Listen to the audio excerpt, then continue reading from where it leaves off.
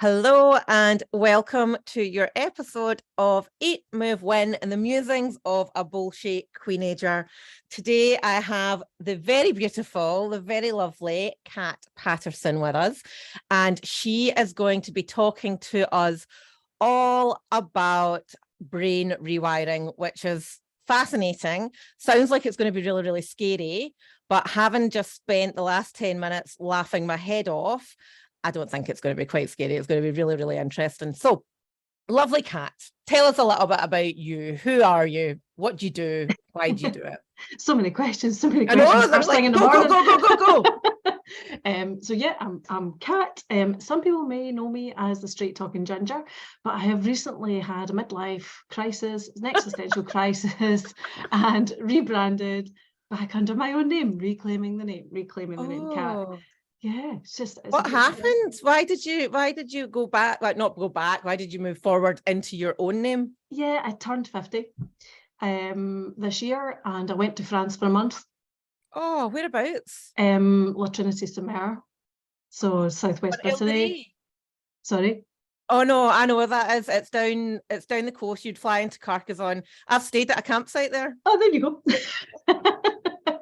So yeah, spent a month in France, hired the most amazing brand designer and said, here are all the things that represent me, go and make me something new. And I came back and it was this amazing new branding that I absolutely love. So yeah, bit of an epiphany, bit of a change, time for a little shake up, because that's 10 years I've been in business now. And yeah, so what do? I get to work with the most amazing women who've smashed all the glass ceilings, and they are eager for even more epic. There's something else that they want. There's something else. And maybe they've kind of sleptwalked their way into a bit of a, how the heck did I get here in my life? There's got to be something else.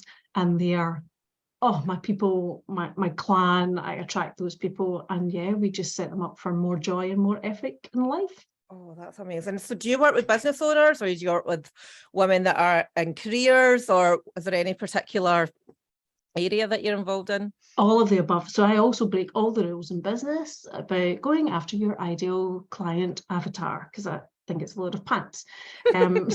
So what I do, I basically go for, I love working with the people, and it's an attitude thing for me, it's a preference thing, and it's a traits thing for me. So if you're an action taker, if you're a bit of a rebel, if you're a bit kind of the outlier, I would say, in the group, usually you're my person. So it doesn't matter, you can have a career, you could be running a business, doesn't really matter. If that's your traits and that's your attitude, they're my people. I love that. It's almost like a part of my attraction is women who've kind of got to that point in their life and they just feel a bit meh.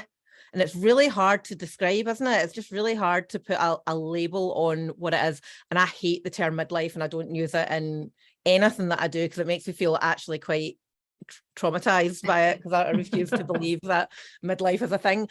But it is like what you're describing is that you know that there's more, you know that there's, like, you're not stuck in this place of, you know, oh well, there's nothing left to do and this is it for me. It's that kind of clawing your way forward. You know that you've got so much to give, you know, and it's just being able to work with the person that's going to bring that out of you and win. Absolutely. And that's the thing, it's like, stop settling for mediocrity and think, well, this is it, folks. Oh, it gives me the heebie-jeebies. I mean, my husband and I, you know, he kind of says things like, you see that phrase when I come in and you say, I've been thinking, he's like, oh God, you're going to sell the house, empty it, we're going to live in a camper van, aren't we? That's what we're going to do now, isn't it? Or, oh, wait a minute, you're going to become a brain surgeon and go back to university. You know, so anything is entirely possible. When I've been thinking. so I yeah, get a similar response. Yeah. And these are our people, right? And there's other women like us out there. So yeah, they're my favorite people, because do you know what? They're brave, they're curious, and they take risks. Yeah, that's calculated risk, but they take risks. Yeah, it's that whole, you know, if I'm speaking to ladies who are not yet clients, who are thinking about it, you know that they're your people when they say, well, if I don't do it now, when am I going to do it? You know, it's that kind of attitude of, yeah, something might feel scary, it might feel hard, but if you don't try, you'll never get.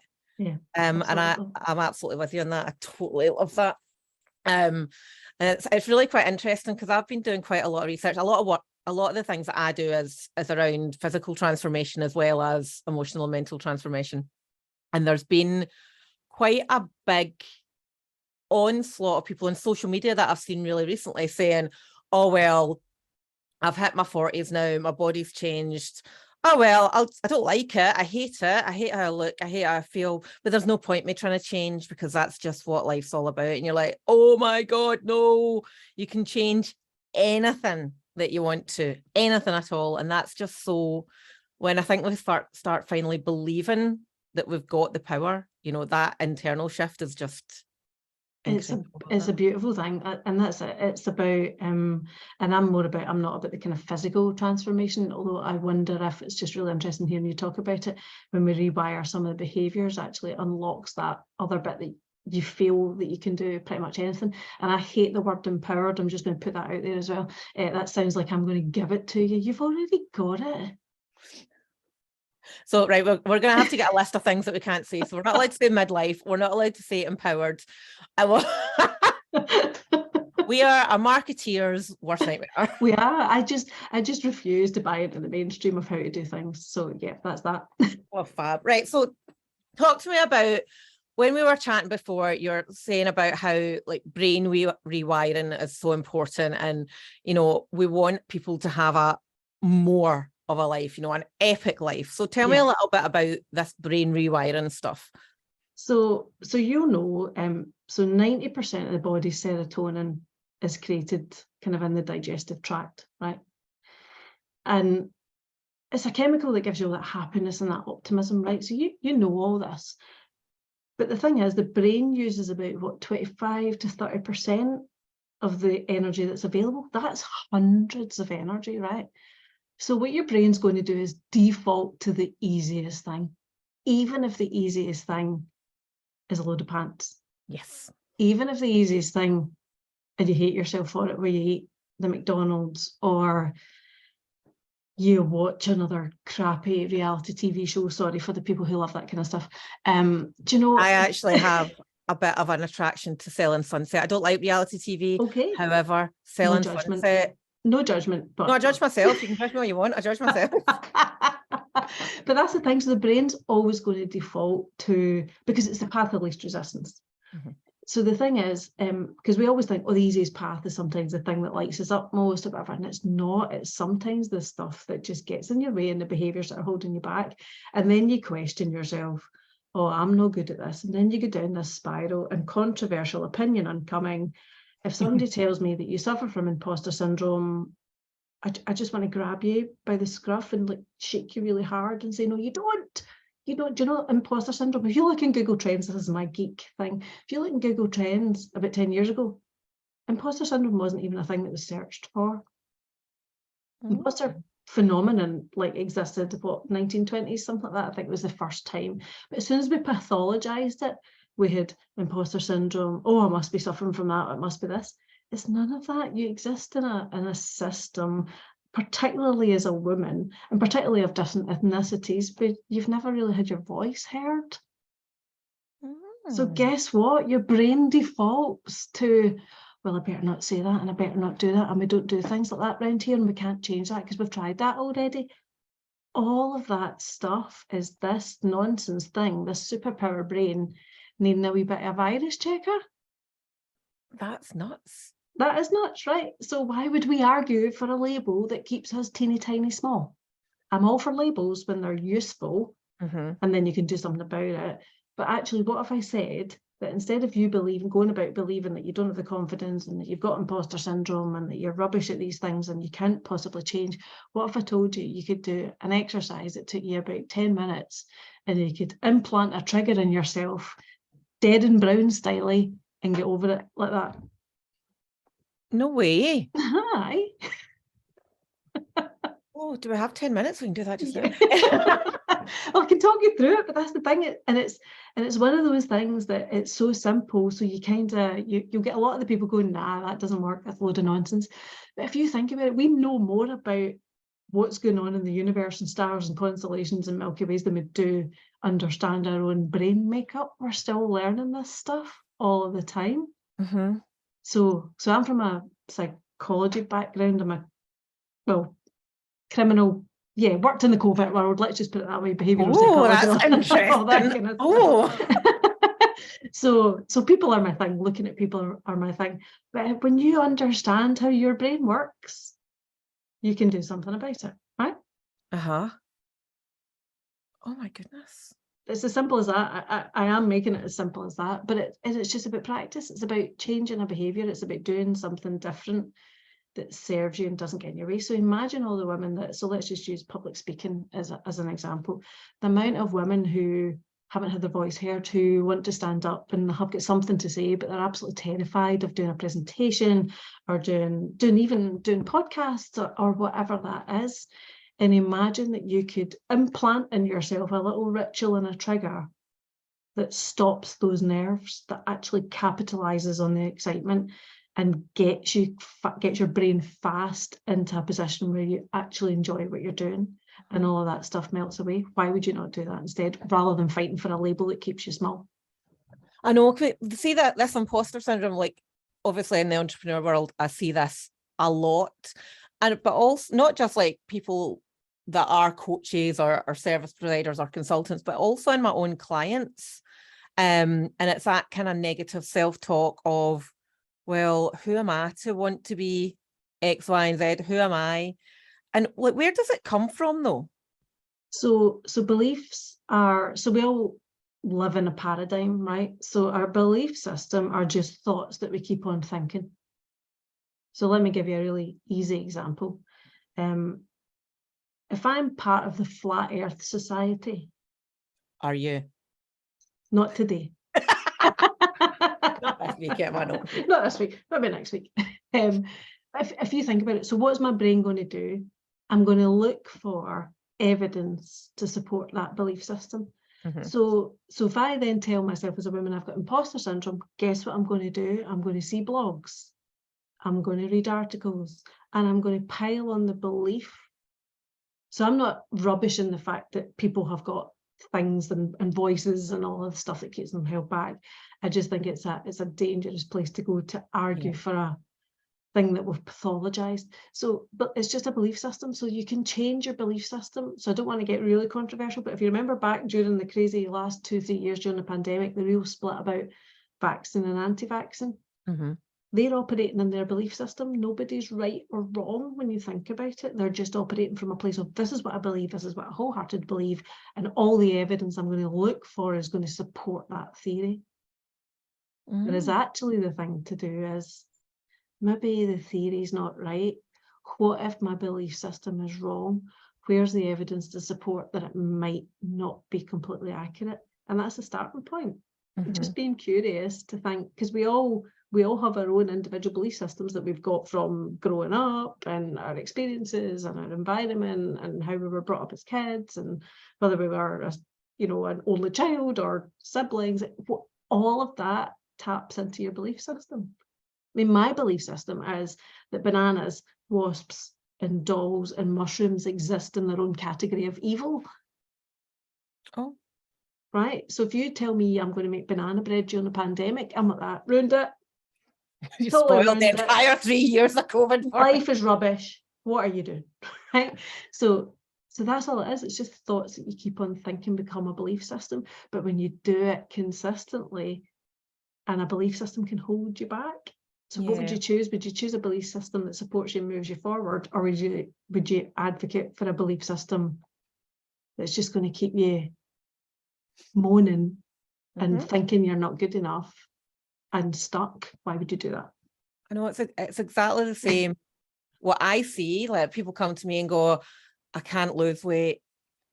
It's my adrenal fatigue, or it's, my metabolism's ruined. When in actual fact, it's nothing to do with either of those things. It's habits, it's lifestyle, it's lack of consistency. And it all boils down to what you're saying about, the beliefs that we've all grown up with. And like the amount of time, like I've held on to beliefs of, my granny said I had hollow legs and I was going to be fat as I grown up if I didn't stop eating, right? That stuck with me. Like, I'm 45 years old this year, like, and I'm still believing what my granny said about my hollow legs. But isn't it funny? Those things, they're sticky and they stick. And then all it takes is another wee saying or another wee bit of evidence. And guess what? You've got a story that you run, a narrative that you choose to run.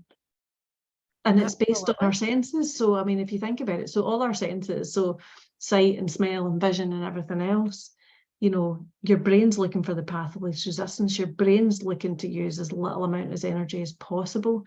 So even like a smell, so we've all got a smell that takes us somewhere, transports us to somewhere, right? I even now use a perfume of power where I'm like, right, this is how I want to feel. This is the ritual. And I use that particular smell and then I'm good to go. But we've all got smells. I mean, if I say candy floss, you can smell it, you know. Smell the fairground. Yeah, you can smell the campfires and peat, you can smell it. Yeah. So all of those senses tap into, you can either use your powers for good or you can use your powers for evil. So why would you not use your powers to be good to yourself? Yeah. And I suppose that goes back to what you were saying before about working with high achievers. And that is one of the key differences, as far as I can see, is that, yeah, you might have a belief. You might recognize that the belief is not serving you, but it's the desire to change that belief. And that, to me, is the definition of a high performer, not somebody that's, you know, sitting at CEO of, I don't know, Virgin. Yes. Like, yeah, that would be a typical high performer, but somebody that knows that they want something different for them feeling stuck. And that, to me, is like the definition. So actually, I love that, like a analogy, like, and also looking at all your senses. It's just so cool. So when you're working with your women, do you work with men as well, or just primarily women? Well, I talk kind of on my channels to target women, but I've worked with a lot of men. They just don't stick their hand up the way that women do. They do. No, they stick two hands up. They go, me, I'm amazing. Well, I know. I attract introverts. I am classic introvert, so I'm quite a confident introvert. Introversion isn't about shyness, but the men are kind of like, you know, like sliding in the back. Cat, don't tell MD. Can you sign an NDA? Can I work with you? No bother. Do you know, it's fine. Oh, so yeah. So, but primarily I work with women. Have you always been an introvert? Yes. That's something that I've been playing with quite a lot over the past couple of years as I get older. Like, I'm nobody that I know would ever describe me as an introvert. No one. However, I do find myself getting more and more tuned into me and really getting energy from me rather than whereas in the past I've always been anyway, that's a different side. Right. So somebody comes to you and they're like, I've got imposter syndrome. You said earlier that you want to pick them by the scruff of the neck and shake them. What do you actually do with them? Well, after we've gone through the physical violence of that, effectively what I do, so my starting point is always profiling. So because I'm from that background of profiling, I developed my own profiling tool.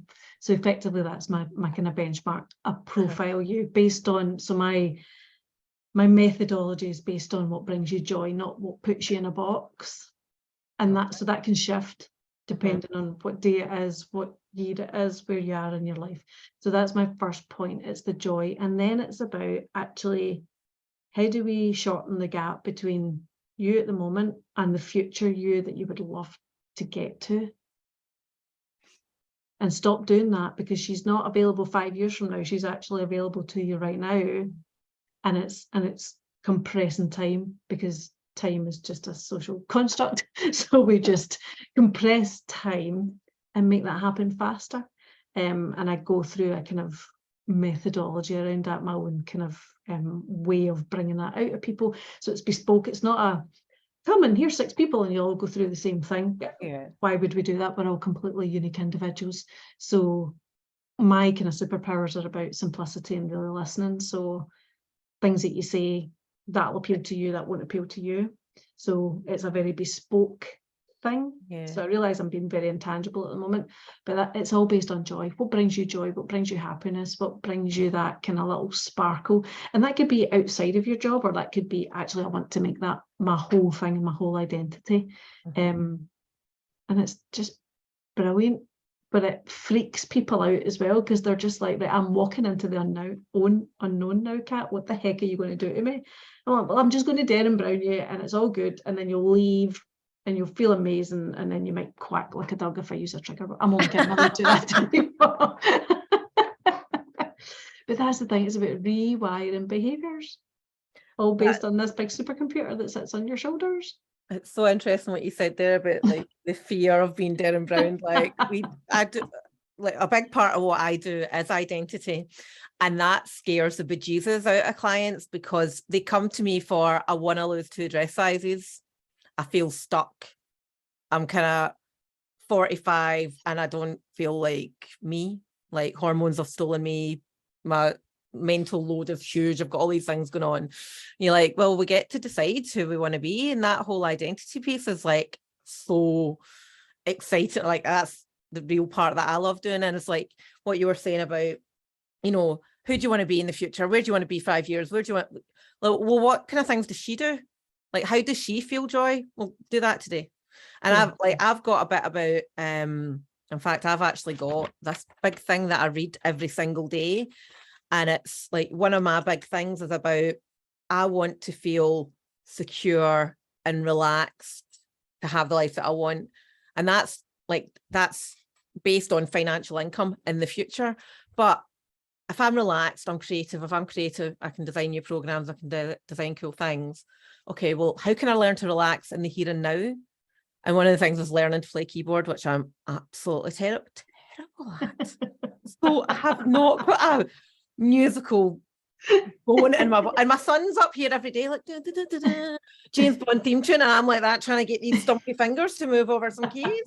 Anyway, that's by the by, but I just think that is so interesting how you're doing what you do, but there's like somebody that's saying I want to lose 2 dress sizes. It's a very similar path absolutely that we go down, and it's all down to this. It's all down to this, and we're pointing at our breath. If you can't see us, we're pointing at our heads. We're pointing at our heads, this supercomputer brain thing that sits on your shoulders, and you've really, it's untapped potential, do you know?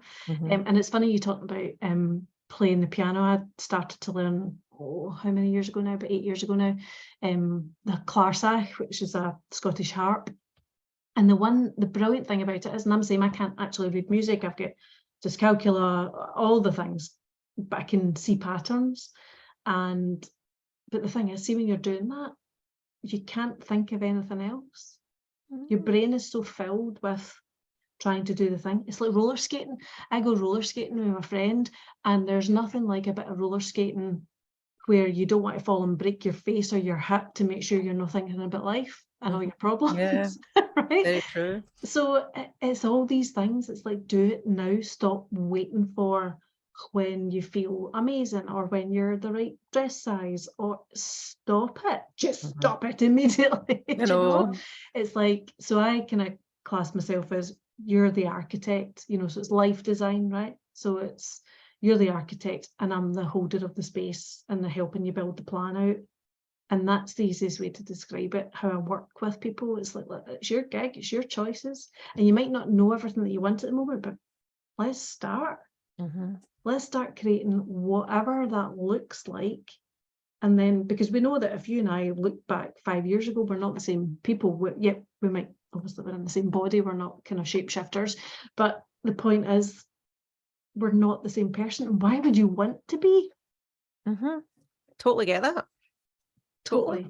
So I love the whole rewiring your brain. The other thing that works really well, it's a wee bit geeky as well, is the type of brainwaves. So I focus on whether you're using alpha brainwaves, beta brainwaves, or theta, and depending on where you can get into those states, you'd be amazed. So I'm not big on the law of attraction, and I'm not big on manifestation. Again, controversial opinion, folks. Everything I do, I like, is based in science and evidence. I hear you. Do you know? So I use all of that, but actually you can change your choices. You can change what you attract based on what brainwave state you choose to be in. And again, you can shortcut that. You can learn that. Why would you not learn that? I want to learn that. So that's what I do with my clients. That's incredible. That is super cool. Yeah, I've got this. I know a lot of people talk about woo-woo and stuff, and I would say I'm probably woo-woo curious, and I've done a little bit of petering about manifestation. I just, probably similar to you, I just don't understand how that is supposed to work. Right. And I get the frequency of energy and all the rest of it. But I did some work around money manifestation, right? And I was like, oh, this is amazing. Oh, think all these things and feel all these things. And I'll put myself in the place of all this thing and getting the wealth and feeling amazing. And then I got a check in the post and I opened it and I saw it was a check. And I was like, oh my God, this works. 20 pence my check was for, right? Yeah, you didn't ask for a specific amount of money. Be like, well, I did. I asked for £2 million, and they got some zeros very, very wrong from my 20 pence check. Anyway, so manifestation, yeah, that's something. And I've started going to a sound bath. Right, this is part of my learning to relax. Started going to a sound bath, and the girl that does it, she's an ex-client of mine, and she's such a lovely human being. And sometimes we do an angel card and whatnot, and I'm kind of like going, I really want that to be true, but I don't know if I actually believe it. So I'm just going to pick and choose. Just pick and choose. I think it's just being open and curious to it, isn't it? But how I describe it is so you've got a bit in your brain that's called the reticular activated system. And if you program it in, you'll see. So if I say to you, right, think about a butterfly, I can pretty much guarantee, in the next 7 days, if not sooner than that, you'll message me and you go, Kat, I saw a butterfly. Saw a butterfly. You will, because you programmed it in. I'm going to buy a new car. It's a blue Mini. Guess what I start seeing on the road everywhere? Blue Minis or Minis. It's not a coincidence, folks. It's not. You're not attracting. You're not manifesting. You've programmed it into your brain. So why would you not do that for perfect clients, an amazing business, great holidays, new ideas, new experiences? Why would you not program that in? Your inbox is going to be full. Right. If you had a magic wand, right, and you waved, which I do actually, I do. Actually, well, I do need to get it back because I had one. I've got this lovely pen pot, right? Oh, nice. And there was a magic wand in that. It's actually my son's, but I stole it. Anyway, right, magic wand. What are you wishing for? For other people or for myself? Either or. Oh, I'll go both then. Me living in France, big chateau, retreat space, beautiful, job done. That's programmed in, folks. And for other people, I wish you could see what I see when I speak to you. Because you're amazing. Yes. You're a human being and you're amazing. And one of the things I use in my kind of business is called quantum quintessence. So quantum is the perfect unit of energy. Quintessence is the perfect example of something. Quantum quintessence is every human being. Oh, Q squared. Yeah, Q squared. There you go. Giving you a new marketing tool. You can have that free of charge. Okay. Do you love Marmite? Yes or no? Yes. Yes, I knew it. We touched on Marmite about how when we were chatting before the call, we're talking about, how like being polarizing in business and having opinions is so important. And I was like, I wonder if there's a correlation between people that think like that love Marmite or hate Marmite. So you're going to do a poll. I'm going to do a poll. So my research tells me that people with strong opinions and strong personalities do love Marmite. They love the umami. The umami taste flavor. Oh dear. Right. Okay. Where can people find you?